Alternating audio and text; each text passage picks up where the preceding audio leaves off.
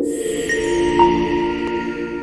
joining me today is a true veteran of the exterior cleaning industry, Mark Toovey, the owner and founder of Alfresco Exterior Cleaning. Mark's got over 27 years experience and established Alfresco back in March 96, something like that. And it's since become Oxfordshire's most rated exterior cleaning company. Mark, welcome to the show. It's fantastic to have you here. And thank you for sparing the time to share your journey and some of the secrets behind your long-standing success in the industry. How are you today? Morning, David. Thanks for having us on today. Yeah, I'm great. Just pick you up. It's actually 28 years, not 27. You can tell by the white of my beard that it's been a number of years. Well, credit where credit's due. 28 years, 27 years. It's a fantastic achievement. So yeah, it'd be interesting to hear a little bit more about it.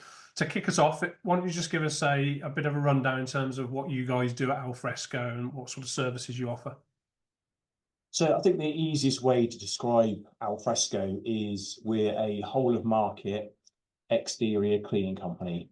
So we can cover anything from residential, commercial, residential, commercial, industrial properties throughout the whole of Oxfordshire. We do go a little bit further beyond into other neighbouring shires, but essentially we are Oxfordshire based. Our most popular service is roof cleaning. So we find that people come to us through the requirement for clogged gutters, which in turn out to actually be moss growing on the roof. Okay. It's an interesting one with the gutters. I mean, I remember back in the commercial days, you used to do the gutter cleans and stuff. Some of the commercial buildings I worked in, but it's kind of one of those forgotten things, isn't it? It sits at the top of your house or the building. Yeah, Stuff builds up in there, and if you don't address it, it can cause problems later on.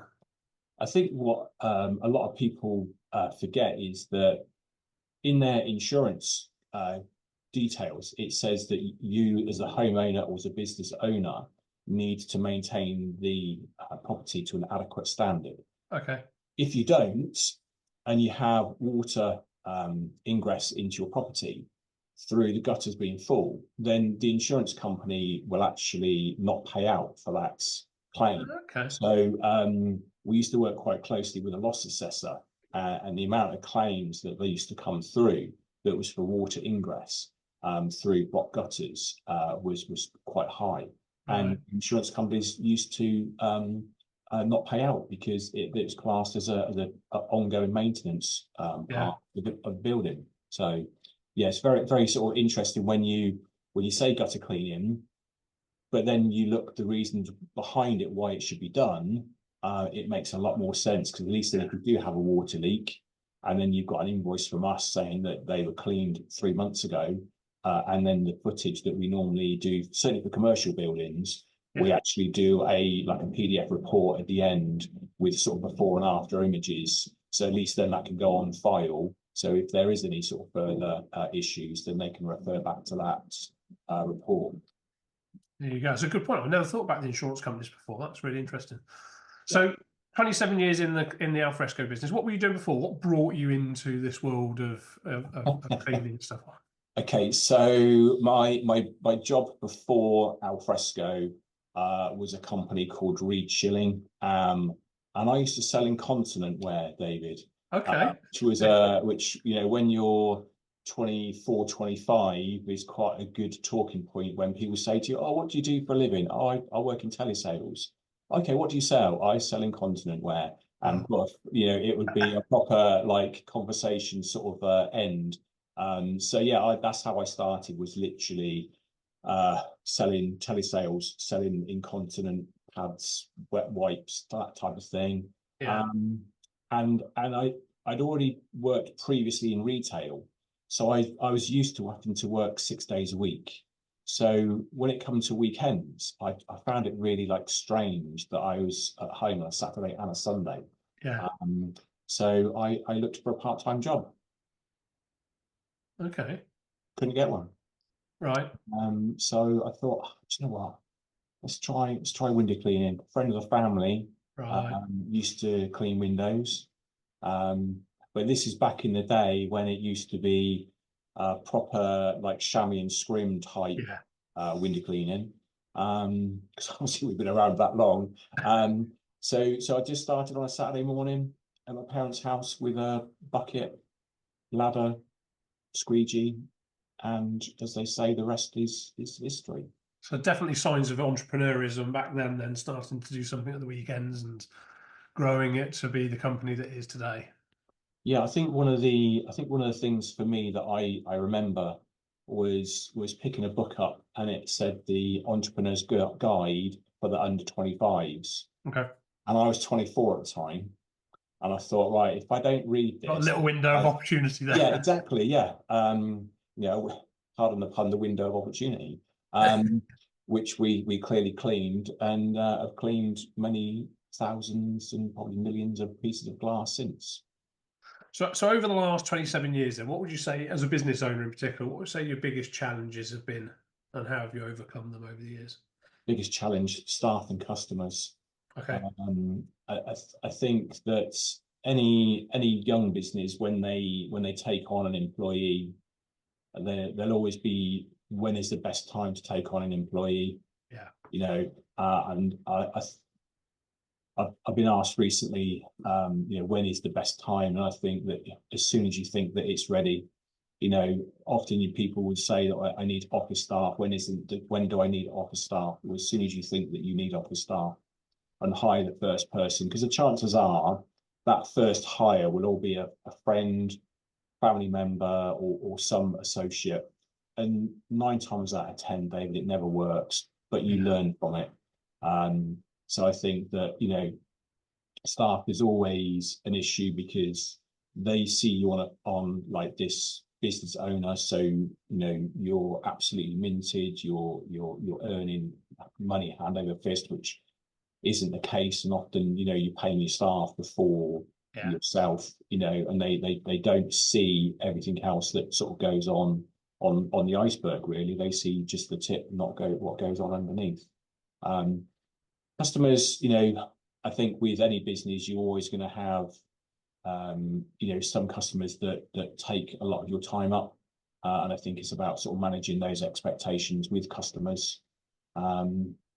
But then attracting the right customers, I think, has taken us quite a number of years to perfect that.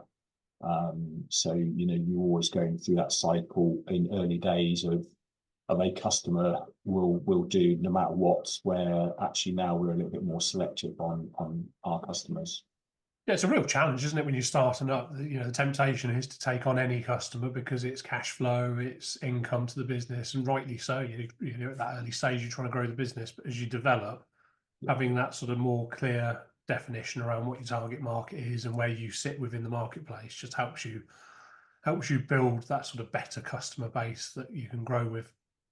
And I think you're right. Is for us, you know, through our experience, you know, we've worked out what our ideal customer avatar from a commercial point of view looks like, and also a residential customer looks like. So I think, you know, you go through those cycles of like, who is the best customer for us. Yeah. So we now know, you know, what our ideal customer looks like. So, you know, we can go where they hang out. We can advertise where they are, you know, not just do the scattergun approach of like advertising everywhere. Yeah, absolutely. Yeah, it helps you cut through the noise as well, doesn't it? You know, we live in a very data-driven world today with lots of marketing messages going on, but getting clarity around what your offering is, what your core products and services are, and what the target market is, helps you get that marketing message through the noise to resonate with the people that you want to attract. Yeah, what we've had quite a few comments when we go out to see people, and they always think that we're a franchise. Okay, it's interesting. Yeah, I think it's because, again, we've honed that sort of like customer sort of journey, and with But our well branded as well. You've got that sort of branding. Yeah. Yeah, I think, you know, with you know, everything that we do, we always sort of bring it back to, is it clear on brand? Yeah. And for us, you know, it's clearly work, because, you know, as much as we're not a small company, but they obviously think that we're part of like a nationwide franchise with the branding that we have. Yeah, it's really cool. So if you had the opportunity to wind back the clock and go back to 96 or around that time, and start all again, is there anything you do differently? And if there is, what sort of things would you do differently? What would I do differently? When you come back to staff and customers, I've often sort of thought, well, if I'd done this again, would I be better off just staying as a one-man band? Okay. You know, and essentially you get a job, you do a job, you get paid. So essentially it's almost like having a job. Yeah.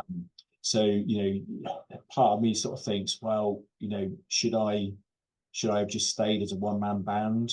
But I think that would be the wrong thing to advise somebody. I think if you want to be a one-man band, that is absolutely fine. But I think if you want to grow and become a business owner, I think that you do need to have those steps of like, well, for me personally, I would say that I've probably got a 7-year-old business. Okay. Because those first 20 years, I'd done the same thing year after year after year after year. So in theory, I've got a 7-year-old business. So if I go back 7 years, what would I do differently? Yeah.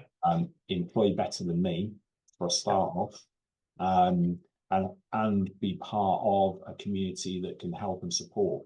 Because I think that was the biggest catalyst for me, was to become part of a support network to help me, probably personally and actually into business as well, rather than just being a business owner, because that can actually be quite a lonely place. Yeah. Because everything comes back to you, but then it's about making sure, am I making the right decision? My parents were employees, so they never knew what it was like to be a boss, and a business owner. So for me, it was a guy, well, who can I talk to? Yeah. Where I think that there's more people out there now that you can get help and advice from. Yeah, and my experience in the sort of small business enterprise community is actually business owners are willing to share and talk and things like that. It's my background is corporate, as you know, and it tends to be a little bit handoffish. It's kind of, let's keep the secrets to ourselves, because it's how you rise the corporate ladder. Whereas in the business community, certainly my experience, people are willing to share, people are willing to talk, and like you are today, share your story, share your journey. Yeah. And things like that. It's an interesting new point that I just want to pick up on in terms of that decision around staying as a small business or growing. And I think you've hit a pertinent point there. Actually, it is a decision. Being a business owner that owns a business where you're a one-man band is great for a lot of people, and it's fantastic. And you have the freedom to do what you want to do and all that sort of stuff. But if you want to grow, it's kind of, that's the decision you need to make. You kind of almost can't grow half-heartedly. You can't half do it. It's taking that conscious decision to, right, I'm now becoming a business owner. I need to be a business owner and grow in a business owner way. And I think the important thing there is to know what a business owner should look like. Yeah. Because it's easy, and I'm probably guilty of it in my earlier years, was not being a business owner, just being the person that owns the company, rather than being a business owner, and now focusing on the sales, the marketing, the production, and all of those other things, rather than just thinking, right, okay, today or this week we've got this bathroom install to do, or if it might be a roof clean for a big property that we're there for 3 or 4 days, and you're on the tools that time, so you don't have time to think about the sales and marketing. And I think that a lot of small business owners, you get almost trapped, and I think it's really important to have thinking time. For me, I have 90 minutes in my diary each morning, which I have no appointments, no time constraints on, but like, well, I've got to do this and this. It's a time for me to think, right, okay, are we on plan? What tweaks do I need to do within the business to make sure that we're going on our longer term plan? So really, really good point, actually building space into your diary, into your day, into your week, because that's where the reflection time, that's where you're really sort of learning and growing and things like that. It's like going to the gym, isn't it? It's not actually lifting the weights that's growing, it's the repair and recovery afterwards that help you get stronger and fitter. And then Yeah, so many people just don't do that. They're just busy all the time because there's so much to do all the time. I think it's all about taking the time to block that time out in the Yeah, first place. it's important, and having a priority that it's important. Yeah. Yeah. If you had a customer, a client, you block that time out for the client, wouldn't you? So that time for yourself is just as important, if not more important, than your Exactly. potential clients are. Really good share that. We've talked about team a little bit, and you sort of alluded to, if you want to grow, the team's crucial to help you grow, because clearly, the team will be able to take the business further than you could ever go on your own. Yeah. What sort of things do you do to get the right people around you, and how do you, kind of get the right people and get the right culture and keep that high performance culture going in the organisation? So we spent a lot of time and a lot of money probably 4 years ago doing our mission, vision, and purpose statement. Okay. So, and we've got that around the building in various different places, just as a reminder to the team about that cultural element. But I have to say, David, that is an absolute crock. Okay, we have a banner in the warehouse with 3 elements to it: turn up and do great work,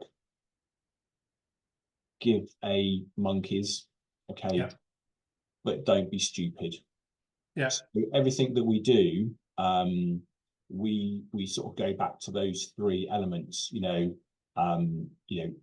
Have we done great work this week? Now, as a business, what we do is every Friday, because I'm really clear about our branding, we have Van Wash Friday. So on a Friday, again, blocking time out in the guys' schedule, they have a time allowance at the end of the day on a Friday to wash their vans and make sure they're then restocked, ready for the following week. But then we have like a download period as well. So we all come together into the main office. We might break out the biscuits, we might break out some drinks, and we just sit down and we just go over like how's the week been for everybody. Yeah. And I think that way it nips any bad feeling or any questions. That we do it weekly. So if somebody's got an issue or a job hasn't gone particularly very well, or on our residential window cleaning side, we've got like 4,500 customers. Now, if somebody lives in the middle of nowhere, the sat nav doesn't take you directly to their address. We just want 3 words it. So again, it's that culture of like, well, if it's taken time for you to find the property, if you don't go there next time somebody else does, then put a 3 words on there. So just to make sure that we're all being responsible. I think the biggest thing for us was that we do regular one-to-ones with the team to make sure that they feel part of the team. Yeah. This is being recorded today on a Thursday, and tomorrow we've actually got our annual team meeting. Okay. To go over where our plan has been for the year, and how close to that have we got, or how far away from it have we got, and then what's the vision for next year. So I think it's about employing people with the right mindset, and that feel part of a family business. And I think that's, again, in recent years, I don't talk about me as the business owner.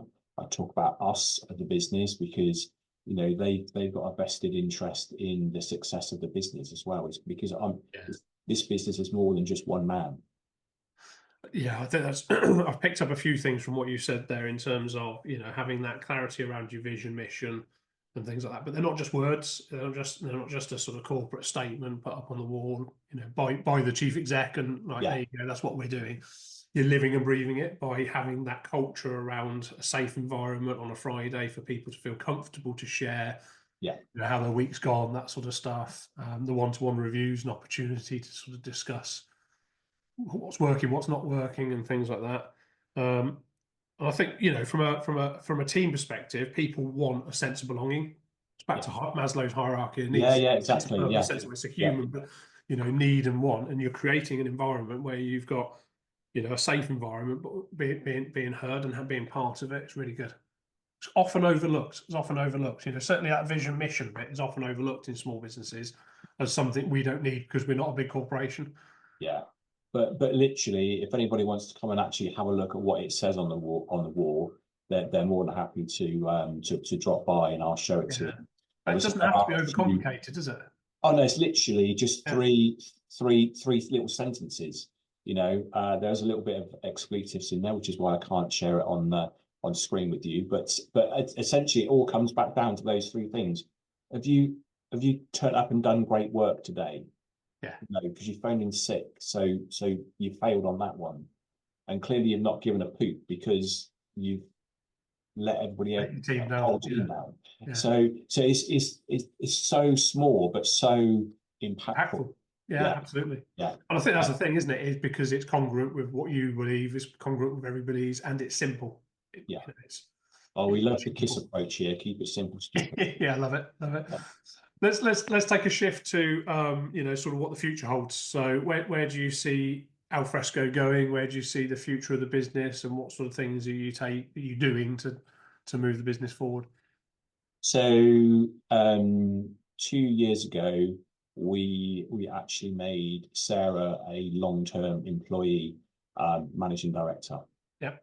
And that allows me to let Sarah do the day-to-day part of the business, where I can concentrate on the sales and marketing element. So for us, we started 16th of March 1996 as Alfresco Window Cleaning. By the end of 2026, we will return to Alfresco Window Cleaning. Okay. And I'm going to put my hand on my chest here and say that by that point, we will be the biggest residential window cleaning company in Oxfordshire. And I, purely from a personal point of view, that will allow me at 55 to work 2 to 3 days a week. Yeah. That we'll have a management team in place that will deal with the day-to-day stuff. I can come in 2 days a week, 3 days a week if necessary, and deal with like sort of more of a management process. But then I'm still young enough, fit enough that if we've got a large job on and we need an extra pair of hands window cleaning, I can still do the do. Yeah. And sort of fill in those gaps if need be. But if I'm take myself out of the day-to-day running, I can then slot in wherever is needed to plug a gap, whether it's for a short-term period or if we've got staff off sick. I then become that drop-in element. So by the end of 2 years' time, I'd like to be the largest residential window cleaning company in Oxfordshire, only working part-time. Very good. Nice ambition. Puts you in control of your choices, doesn't it? It puts you in control of do the bits that you want to do. If you want to take a bit of time out, you can. Yeah. If you want to keep doing the bits you enjoy, you can. So the business is working for you rather than you working for the business. And it's quite ironic that people sort of say, well, why do you sometimes go down and wash the vans, Mark? Because I like washing stuff. I like making stuff clean because it's part of what we do. Yeah. So would my time be better spent, looking at a Facebook marketing strategy? Yes, of course it would. But sometimes getting your hand in that soapy water and washing those vans over, and seeing all the vans lined up, you just sort of think, we've created a great business here. Yeah, it's part of bringing that culture to life, Mark. Yeah. Doing as you do rather than doing as I say. And I think that's one of my failings, that I probably used to lead probably more with a stick approach. Okay. Previously to where I am now. So I've certainly learned by my mistakes in life. We've going back to the employees, we've had employees that have left here in a way that I probably wish that I hadn't. But I've also had employees which I've been grateful to close the door after.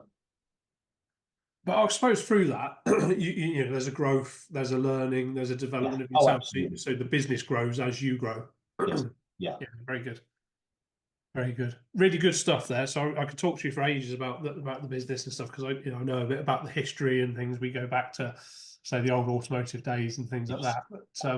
But for the benefit of our listeners, where can they go to sort of find out a bit more information about Alfresco and sort of see what you guys are up to? So the website is very informative. That's Alfresco EC. Couldn't be bothered with that whole Alfresco Exterior Cleaning.co.uk. So it's alfrescoec.co.uk. Have a look at the website. What makes us very different is that somebody's here in the office between 9 and 5. So you can pick up the phone, speak to a real person. A human. You can drop a WhatsApp via the website. That will get answered within about an hour. Or you can drop us an email, good old-fashioned email at hello@alfrescoec.co.uk, or we're based on Kingston Bagpugh's Business Park. We're more than happy to receive visitors. Very good. Thank you very much, Mark. Appreciate you taking the time out of your day to spend some time with us. Thank you, David. Appreciate it.